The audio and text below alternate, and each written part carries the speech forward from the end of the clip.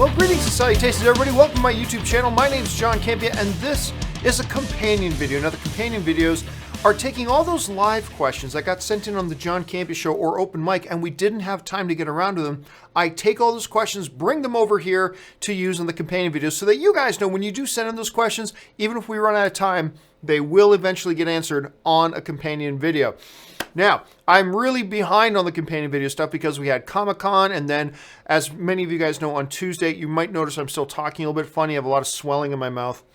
I had an oral surgery done on Tuesday where they had to cut open the top of my mouth to get the remnants of a broken tooth out. Then they took a big honking piece of metal and screwed it into my skull to use it as a base for an implant that's going to be coming. So, woo, and I've been on some hydrocodone. I've been on some drugs. I'm off the hydrocodone just because they were making me loopy. But I feel, I'm not 100%, you can tell by the way I'm talking, but I do feel up to doing these, and I just want to get caught up. I'm getting kind of antsy, not talking about movies, so I want to get caught up here on some of the outstanding questions that we got to get to. Now, I'm not going to get through all of them in this session. We'll still have some more to go, but I thought we'd at least start getting caught up. So let's do that right now, and let's get started with the first question into us today from SC Edge 77, who writes, "Howdy from Arizona, John." Well, howdy. As I watch the Christopher Robin trailers, I imagine what a Calvin and Hobbes movie could be. End with that last comic, tears. Okay, I wasn't aware that this was the first one. Give me a second here. Anne brought me something, but I got it over here. I didn't have it ready to be on camera. Anne came home the other day, and she brought home this. How adorable is this? This is Eeyore. Anne and I are both so excited about this Christopher Robin movie. Let's put you down here for a minute, Eeyore. Christopher Robin. So Anne and I are both so excited about this Christopher Robin movie. The trailers have just been awesome. One of my most highly anticipated films for the rest of the year. And I'm going to go see it on, I think I'm going to see it on Wednesday is when I'm seeing it. At any rate, it looks amazing. But yeah, Calvin and Hobbes, greatest comic strip of all time, by the way, to me. Nothing else comes close. You get some others in the discussion like Dilbert, Far Side, things like that. But to me, nothing comes close to Calvin and Hobbes. Best comic strip of all time. And yeah, for those of you who don't know, Calvin and Hobbes ends. The very last comic strip of Calvin and Hobbes ends with Calvin and Hobbes at the top of a hill in winter with a toboggan. And they jump on the toboggan and start going down the hill. And Calvin exclaiming, let's go exploring. It was such a perfect end. I wanted to come back so badly. Greatest comic strips ever, and I've always wanted a movie. The creator of the series has never given out the licensing rights. He has no intention of making a movie. I will still hold on to the belief and the hope that at some point, someday, we are going to get a Calvin and Hobbes movie. I'm still going to believe it. Does the Christopher Robin trailers make me yearn for it a little bit more? I'll be honest with you. The Christopher Robin trailers have kept my attention on Christopher Robin. But now that you mention it, yeah, it does kind of increase my yearning for a Calvin and Hobbes movie even a little bit more. All right.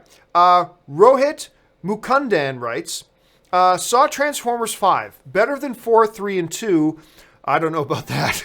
Would have been better if it started with Anthony Hopkins and his deranged robot butler, was an hour and a half long, and cut half the cast. So a different movie, I guess. Why did I do this to myself? Well, listen, all films are subjective. Personally, I found the movie absolutely unwatchable. Absolutely unwatchable. And if it wasn't for the fact that I had a couple of friends with me when I went to go see a press screening of it, it would have been the fifth film in my life, fifth or sixth film in my life that I would have walked out of. I mean, it's just that bad. So, look, 2, 3, and 4 aren't any good either.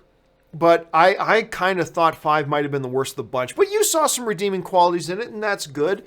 It is such a shame what a nosedive that entire franchise took. Because I really like the first Transformers. I will defend the first Transformers till I'm blue in the face. I had a really good time with it. And I was excited that Michael Bay was going to do more. Oh well, making good movies is hard, and he completely failed at that, doing 2, 3, 4, and 5, in my opinion, at any rate. But hey, it is what it is.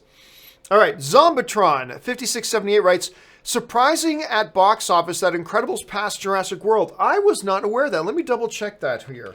Box Office Mojo. Let's get a look here at, first of all, Jurassic World. Where is Jurassic World? Jurassic World is made worldwide $2.16 billion. Or sorry, $1.21 billion. So huge. Did Incredibles pass it? Let's see, Incredibles 2. Incredibles 2 has not passed it. Incredibles 2 is at $951 million. Maybe you meant for the week that it passed it? Okay, yeah, maybe that's a bit of a surprise, but yeah, it's still roughly $250 million behind. $270 million behind Jurassic World. So I don't think it's going to catch Jurassic World. It may not join the $1 billion club either. I think after it had its big opening weekend, a lot of us, including me, thought, okay, yeah, I guess Incredibles will join the $1 billion club. It may not. 951 million. It's already been out a number of weeks. Another $49 million to go. I don't know that it's going to do it. I hope it does. It's a great movie. Incredibles 2 is awesome. So here's hoping it gets there, but it hasn't got there yet.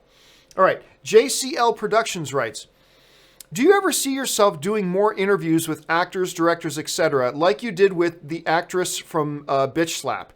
Really good video. Thank you so much. Yeah, for those of you who saw it, I did a 2-part interview with a friend of mine named Erin Cummings. Erin Cummings has been in a hell of a lot of TV shows and movies.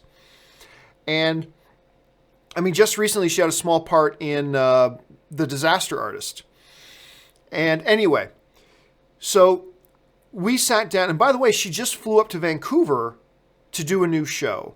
Although she hasn't been able to tell anybody what that show is. I don't even know what that show is. So she's gone up to do a guest spot in a couple more shows up there. But anyway, I don't know. I don't think so. See, the thing about Erin is, and we didn't even get to Erin's cancer. I mean, that's why I got to have her come back so we can actually get into the most inspirational stuff about her. But the thing about Erin is she has so many great stories, and that's why I wanted to bring her on, because she just has so many fantastic stories. True story. A lot of people think that one of the most glamorous things you get to do in my line of work is you get to go to these press junkets and sit down one-on-one with these movie stars and blah, blah, blah. And you name them. I've sat down with them. I've sat down and had one-on-ones with just about everybody you can name. Not literally everyone you can name, but just about, with almost all the big stars. But here's the reality. Nobody cared. Honestly, those videos never got a lot of views. And I remember when I was at AMC, eventually I stopped going to them because I just didn't care about the press junkets anymore because nobody paid attention. So I let other people go. But even then, at some point I realized, you know what? Taking up our resources, having an editor edit this stuff, taking one of our staff people being out of the studio for a day to go and get these things for videos that get like what? 1,000 views that nobody cares about? And eventually I just stopped accepting press junket invites. I just stopped going. Because they weren't worth it. They weren't worth it. And everybody thinks, oh, you get to do this job. Well, yeah, it sounds fun. It does. I was there too. I used to think this would be the most glamorous thing. I get to go and sit down with Nicole Kidman. And I get to go sit down with Harrison Ford. And I get to go sit down with Robert Downey Jr. and blah, blah, blah. Yeah, this sounds great. But after you've done it a few times, believe me, you would feel the same way. After you've done it a few times, you realize it's just a pain in the ass. And it loses the magic. And then you're left with, is it worth doing for how many views these videos get? And you realize, no, they're not worth doing. They're simply not worth doing. Nobody pays attention to these. Nobody watches these. So, I mean, you get a few, but like the one I did with Chris Evans and Chris Hemsworth, that was hilarious because they were high as hell and we were just laughing the entire time. So that was a little bit different, but for the most part, nobody paid attention to them. So honestly, nah, maybe once in a blue moon, I'll do it. There are a couple of actors I think would be interesting to sit down and do something like that with. But then again, just because there's an actor I may want to do that with, it doesn't mean I can get them. It's not like I have a speed dial to every Hollywood star and go, hey, it's John Campea. Oh my God, John Campea wants to talk to us. We gotta go. No, it is not like that. It's like, who the fuck is that? That's a response you're gonna get most of the time. So I don't really have an interest in doing it because honestly, you guys don't have much of an interest in watching it. And I know that from years of doing it, and you guys communicated to me that you didn't really have a lot of interest in watching it. So, nah, I probably won't ever do that. Again, maybe the odd time. For instance, I would love to do something like what I did with Aaron with a Milo Ventimiglia. But, you know, Milo's a busy dude. And I just because he knows me doesn't mean I can just get him in here anytime I want. And he's a busy Hollywood dude. And just because he knows me doesn't mean we're buddies. He introduced me to my wife. I mean, because of him, I got to meet my wife, which is great. But, you know, I can't get him in here. But I would be really interested in a Milo Ventimiglia. I'd be really interested in a Chiwetel Ejiofor. And I'd be really interested in a Ryan Reynolds. Any one of those three, I would do something like that with. Because I think there's some really cool behind this, like, life stories there. But honestly, for the most part, I don't think so. But thanks for the compliment on the Aaron Cummings videos, because I really like doing that. That was fun. All right. Sid Vicious writes, thoughts on tiny movies like Room, Spotlight, Brooklyn, etc.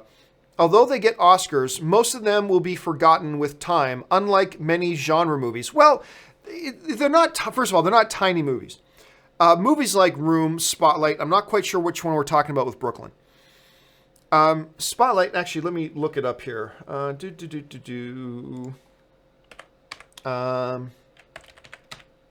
Brooklyn. Okay, which movie is this? I'm not quite sure which movie we're talking about. The one with Saoirse Ronan, but anyway, like Spotlight, when these are the best movies. I mean, these movies are like Room, Spotlight, etc. They're great, but just because they're the best movies doesn't mean they're the movies that everybody's like. A lot of people want to go to see the spectacle movies. That's what a lot of movie going is. A lot of movie going is to go to see big pow, bam, explosion, spectacle movies. That's part of the fun of movie going. But quite often, they're not nearly as good as these smaller films. Like Spotlight is just brilliance in filmmaking, top to bottom. Spotlight is so freaking good. It's like how you put that together and tell that story with the performances that you got and the narrative that you had. It's stunning. It's so good. Room is another example of that. Pure brilliance. Pure brilliance. But they're not the big audience pleasers. You know, a lot of times people want to go see movies to have a big fun experience. Big fun, big laugh, big pow, big explosion, all that kind of stuff. That's part of the movie-going experience, and that's what a lot of the movie-going audience wants to go see. But, so more people go see those. Since more people see them, they're talked about a little bit longer than some of the smaller ones that fewer people go to see. But just because fewer people want to see them doesn't mean they're not the best movies, and doesn't mean they're not the better movies. And Spotlight's a great example of that. Some people go, well, Transformers is better because more people went to go see it. Do we really need to go into that? No, more people go to see it because it's got a bigger name, more marketing, and it's a crowd pleaser. At least on its surface, it's a crowd pleaser film. Big action, big excitement, because that's what a lot of people want to see in their movies. Not everybody wants to go see a serious, hard-hitting, drama. Not everyone wants to go see that. So you get a movie like Spotlight, which was the best movie that year, and I think it won Best Picture that year. But not everybody sees it. So the fewer the people that see it, the less long it's talked about, sure, but it doesn't change the fact that they're the better movies. The best movies are the best movies. That's just it. It doesn't matter if it's drama or action or whatever. The best movies is the best movies. Box office is not an indicator of quality. Box office is an indicator of a great marketing campaign. Box office can be an indicator if it has legs. Well, yeah, there are exceptions. There are different ways of looking at it, absolutely. But generally speaking, box office is not an indicator of quality. I mean, generally speaking. Let's see. Eric DeRigi writes, One of my film classes, my teacher said that there's a difference between a movie that is popular and a movie, ironic, this comes right after the last question. One of my film classes, my teacher said that there's a difference between a movie that is popular and a movie that is good. Would you agree? Well, yes, I would agree with that, as in the last question. However, they're not necessarily mutually exclusive. For example, Django Unchained. Very popular and very good. So they're not necessarily, look, popularity and quality are two different things, but they are not necessarily mutually exclusive. Just because something is popular doesn't mean it's good. And just because something's good doesn't mean it's popular. However, what the opposite is also true. Just because something is popular does not mean it's not good. And just because something is good does not mean it's not popular. So yes, they are two different things. I agree with that. But they are not necessarily mutually exclusive ideas. That you can have a film that is unpopular and not good, and you can have a movie that is both popular and good. You can. They're not mutually exclusive, but they are not one and the same thing. Let's see. I think most of you would agree with that. Barth Revin writes, what happened to the movie news feed? Oh, okay, yeah. So some of you guys who watch the John Campea show, you notice that we stopped doing the movie news feed. The reason we stopped doing the movie news feed, there are two reasons, to be honest with you and blunt. The first reason, and the most important reason, was I wanted to ask more viewer questions that got emailed in. And I realized almost all the major news people were sending in emails about. So why not get to somebody's question while addressing this movie news issue, right? If you'll watch the John Campea show, you notice we're still covering all the major movie news. It's just that we're covering them in the form of emails that you guys send in, because I want to use, you guys send in so many questions and I don't use many of them, so I want to use as many as possible. So I just decided that, you know what, most of the stuff that we're doing in movie news feed gets sent in by people in emails anyway, so why not just use people's emails and do that? So that's the main reason. The second reason is it's less intensive. It's less man-hours intensive to do them via email than it is to do it in the format of the movie news feed. Doing them in the form of the movie news feed took more effort by me, by Jonathan, and by Ray. Ray doing all the graphics, Jonathan doing all the editing, and me writing up all the notes. Because literally every day the show notes were 5 to 6 pages long when you're doing movie news feed. That's a lot of just a lot of writing to do every single day, 5 pages a day. And I thought, you know what? We should be using more viewer emails. People are sending in emails about the big movie news. So let's use those questions to address the movie news. And why don't we, because I was overworking Ray and Jonathan anyway, and overworking myself. I just wasn't having time to do anything, which is one of the reasons why I was falling behind so often on companion videos. And just decided, you know what? It's better to do it with emails, and it's a little bit easier to do it with emails. So it was killing two birds with one stone, and that's why. So again, we're still covering all the major movie news. We're just doing it in a different format where we're taking more of your viewer emails than we were otherwise. So that's kind of why. Thanks for asking that. Kevin Kamaki writes, did you see the Uncharted fan film with Nathan Fillion? I absolutely did. I thought it was great. As a fan film, it was great. And what I kept trying to tell people when it first came out too is, remember, it is way easier to make a 10, 15 minute YouTube fan film look great than it is to make a 2-hour motion picture look great. Way easier. That's why you get so many amazing trailers to terrible movies, because it's easy to make something look good, or I should say it's easier. It is much easier to make something look good in a short format in an online video, like a trailer or like a little fan film, than it is to actually piece together a full 2-hour narrative motion picture. So I loved it. I did. I absolutely loved it. And I love seeing Stephen Lang in there too. I thought having Stephen Lang in there was great. Almost as good casting as Fillion, as Drake. It was perfect casting. It came across great. It was a lot of fun. I'd love to see more.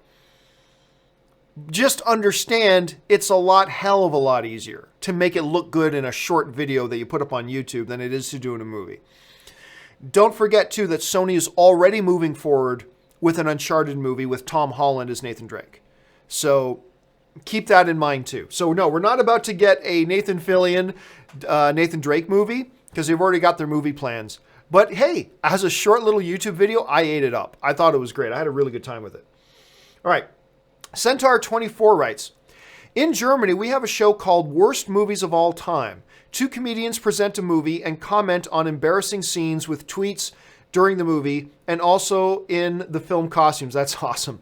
Pure trash fun. You know, there are some podcasts where there are popular comedians that do that same thing in North America. So that's a pretty tried and true kind of format, but it does sound like a lot of fun. And I love the idea that they dress up in the movie costumes as well. That sounds pretty cool.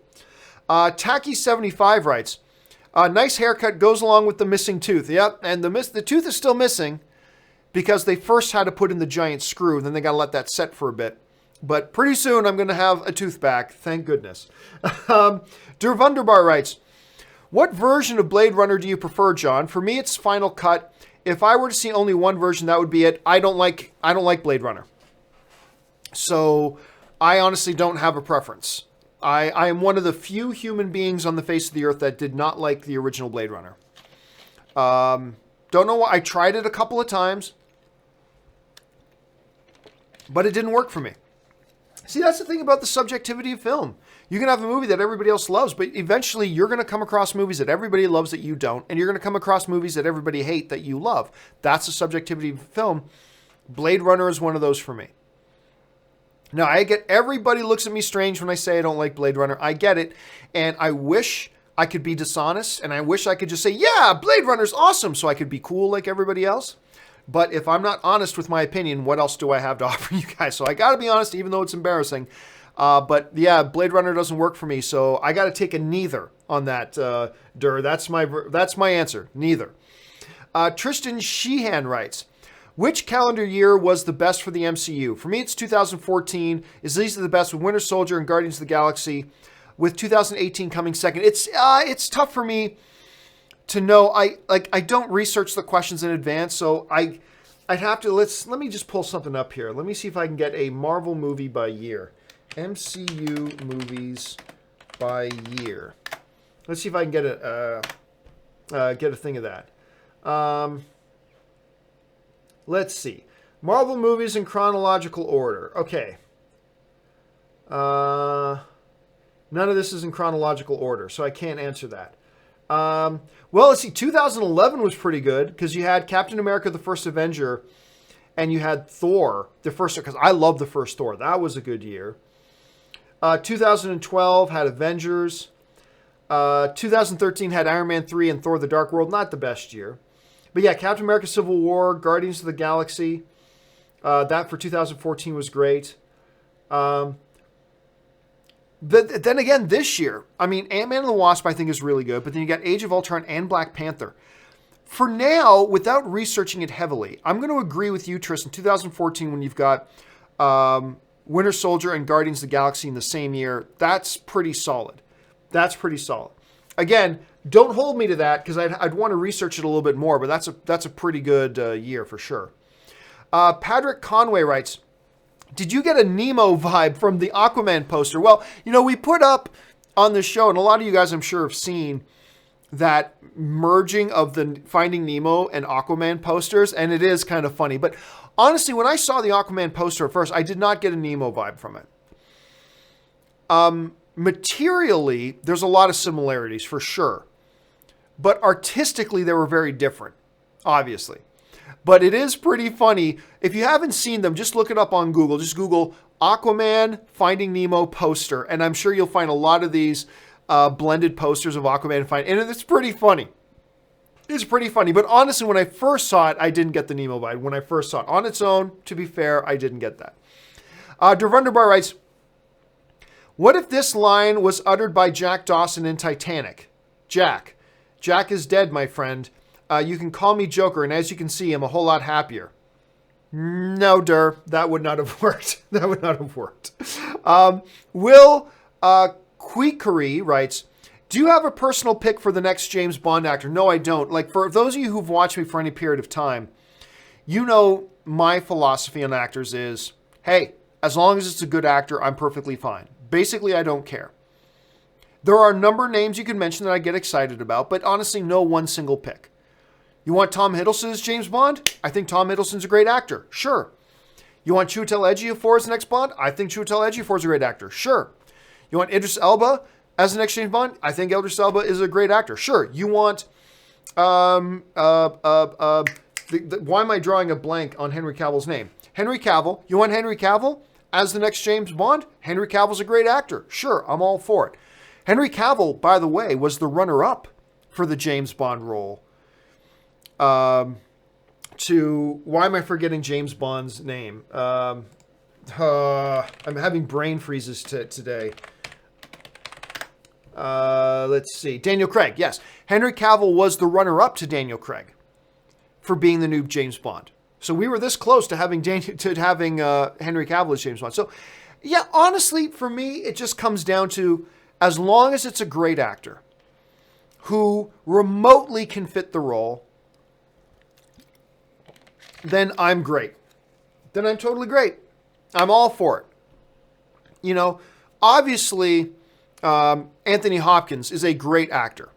But physically, because of age and other things, he does not fit the role, so that's fine. But there's tons and tons of actors that can physically fit the role who are good actors. So you get any one of those, I'm perfectly happy with it. Dirk Diggler writes, "Hi, John. My continued prayer for your mother, thank you so much. Of Captain Picard's Enterprise, there were two, the D in the TV show and the E in the movies. Which one would you be the captain of?" Oh, I don't know. They were both of them were the flagship ships of the Federation. I guess obviously I'll take the E because it's the newer, updated, upgraded one. So on that basis and that basis alone, I will go with the E. Let's see. Max GG writes, been watching since AMC. You're such a great YouTuber. Watching you on a daily. Keep up the great work. Well, thank you so much, Max GG. I appreciate that, man. Thank you. And Max GG follows up with, I respect your answer and I appreciate what you do. Quick question is the Jeff Johns Green Lantern movie thing actually going to happen, or is it a rumor? Well, the answer to that is it's not just a rumor. It is being developed. Is it actually going to happen? Who knows? Lots of movies go into development that never actually get in front of a camera and shoot. But it's not just a rumor. It has been confirmed that that's something that is being put together and is being developed. Now, whether or not it gets developed to the point that Warner Brothers says, yes, this is looking really good, go for it, let's greenlight it and put it into production, that's another question. Lots of movies, well, hell, just Warner Brothers movies, lots of DC movies have had development and then never made it to actually being shot. So that could be the case here. So it's not an either or. It's not just a rumor.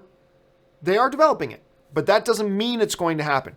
Let's see what happens with Aquaman and Shazam and Wonder Woman. We'll get a much clearer picture, because if Aquaman comes out and does $500 million, then yeah, I think you'll probably see a green light on that Green Lantern movie pretty quick. No pun intended. Green light on the Green Lantern movie. I think you'll probably see it greenlit pretty quick. If Aquaman comes out and makes $200 million, then probably not. But we'll wait and see. But it's not just a rumor.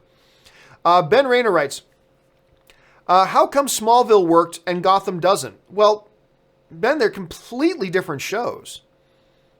They're completely different shows. I mean, that's kind of like asking, hey, why does Godfather work, but 50 Shades of Grey doesn't work? I mean, well, they're completely different movies. I mean, yes, they're both rooted in characters developed from the DC comics, yeah, but they're completely different shows from completely different eras, done completely differently. So, I mean, there's really no point in trying to draw comparisons. Really? Like, why does one work and one doesn't? Well, one was a better show than the other.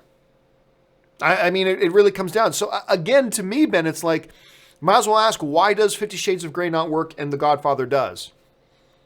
Well, we can talk about why 50 Shades isn't a good movie, and we can talk about why The Godfather is a good movie, but it's kind of pointless to try to draw comparisons. And I kind of feel that way because other than the fact that they both come from DC comic book character lore, that's the similarities in there.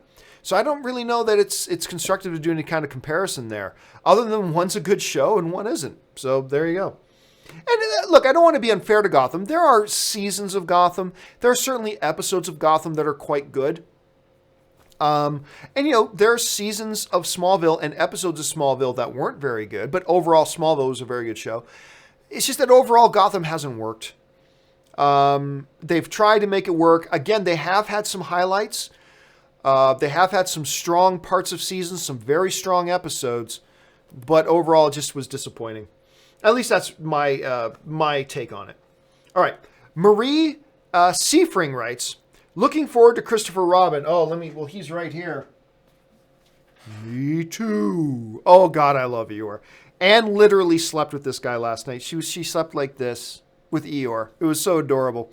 But, yeah, got to go out and get a poo and get a Tigger, too. Maybe a Piglet as well. But, yeah, I cannot wait to watch this movie. It's ridiculous how excited I am about this movie. It's really dumb. Murray Reich writes, how awful are the Ewok movies? Oh, they're terrible. They are terrible. Absolutely nutty terrible. Straight to TV. I believe Wilford Brimley was in it. The first one's all about saving this little girl and her family. And then so that's what the whole movie's about. And the very beginning of the second one, they just kill all the family. Right at the beginning. It's like, well, what was the point of the entire first movie? They're awful. They're a special kind of awful. I think they're called Battle for Endor. But yeah, just brutally terrible. If you get a chance to watch them, you should, just because they're that bad. Jonathan Martinez writes, where were you when Toy Story came out back in 1995? Well, I actually remember where I saw Toy Story for the first time, because it blew me away where computer animation had come. And I remember I watched it with my buddy Jeff LaValle, who now runs a big lighting company in Nashville. And by lighting, what he does is big musical performers. They hire Jeff to go on tour with them, and he designs and equips their light shows. I mean, and he's worked with the biggest of the big, and he goes on these major worldwide tours with them. He started with a couple of little lights, bought a few more, did these little shows, blah, blah, blah, got bigger and bigger and bigger, and now he owns this big outfit. He's got tons of employees, works out of Nashville now. It's just awesome. So whenever, every once in a while, I get a call, Johnny, I'm at the Greek Theater tonight. Come down and watch. Or Johnny, I'm playing at the Coliseum. Come down and see me. Like, whatever, just when he's in town on some tour.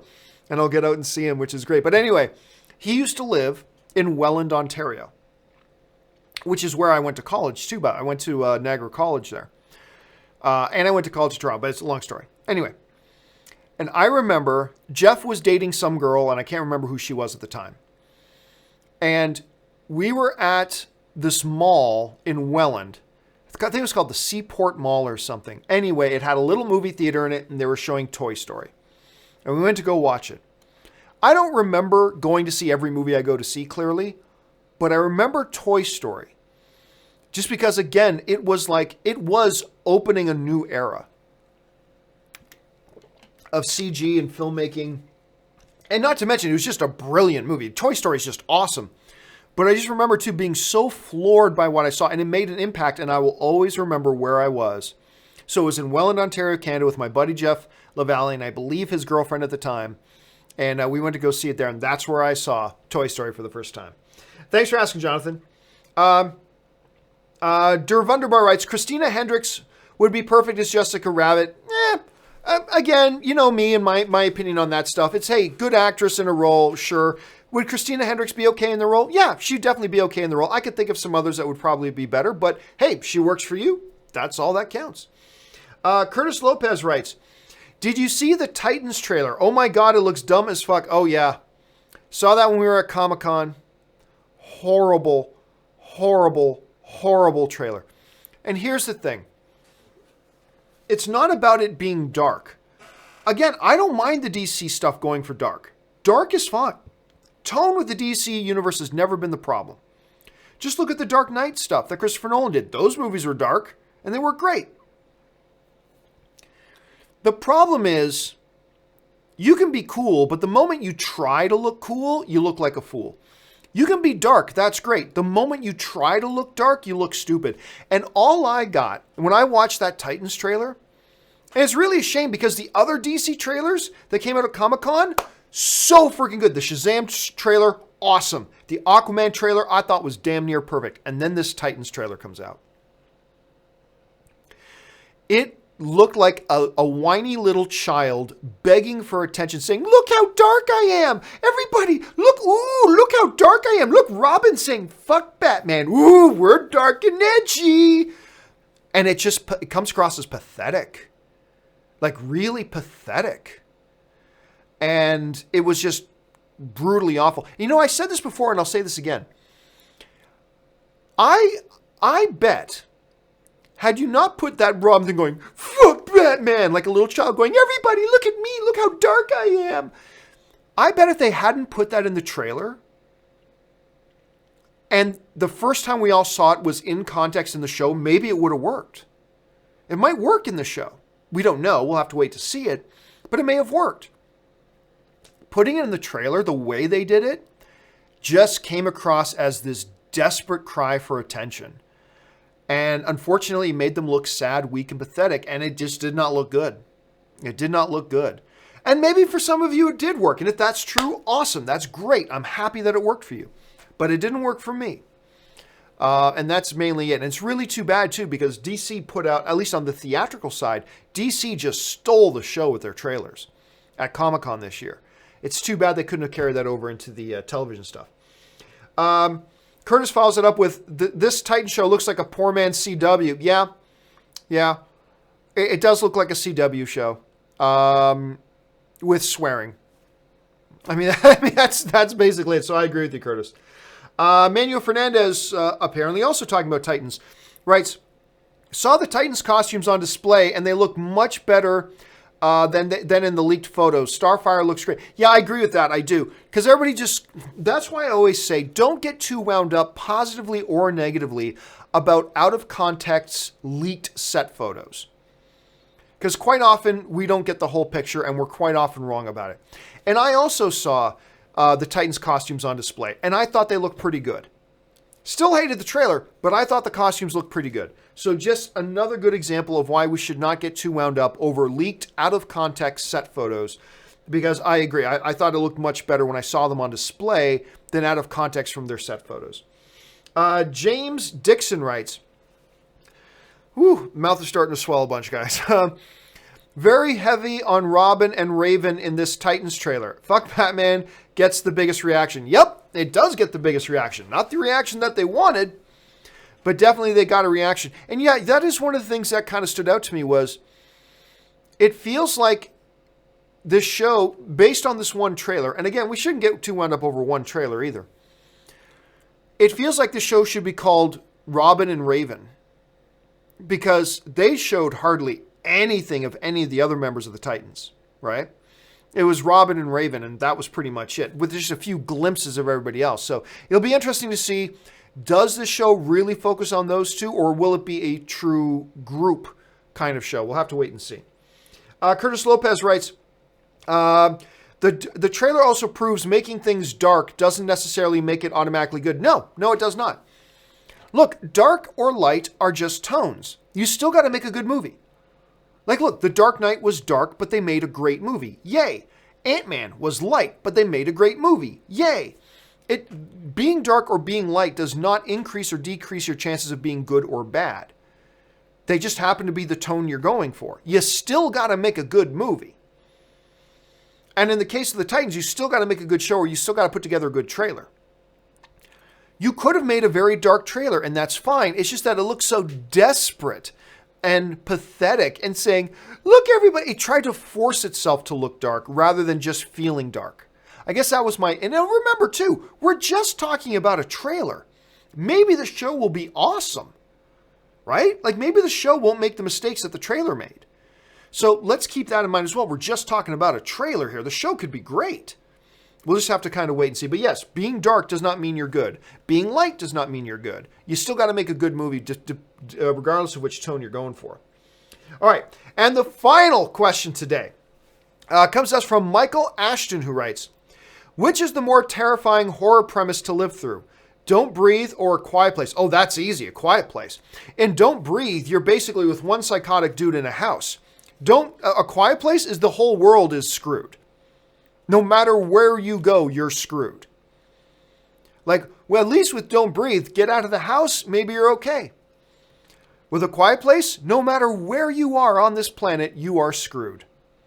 Totally, completely screwed. So just because of the sheer scale of the dread, like The Quiet Place is global, Don't Breathe, one house. So I will say that the more terrifying, for me at any rate, and by the way, speaking of Stephen Lang, how great was he in Don't Breathe? But I will say A Quiet Place is probably the more terrifying. All right, guys, that will do it for this installment of the companion videos. Thank you so much for being here. Don't forget, guys, on Monday, the John Campea show returns. Now that I'm recovering, I should be even better come Monday morning. Make sure you join us for that. Make sure you subscribe to this YouTube channel. Just take a second, click the subscribe button, become one of my subscribers, and make sure you're following me on Twitter as well, simply at John Campea. That'll do it for me for today, guys. Thanks so much for joining me. I'm going to keep recovering here. My name's John Campea, and until next time, bye-bye.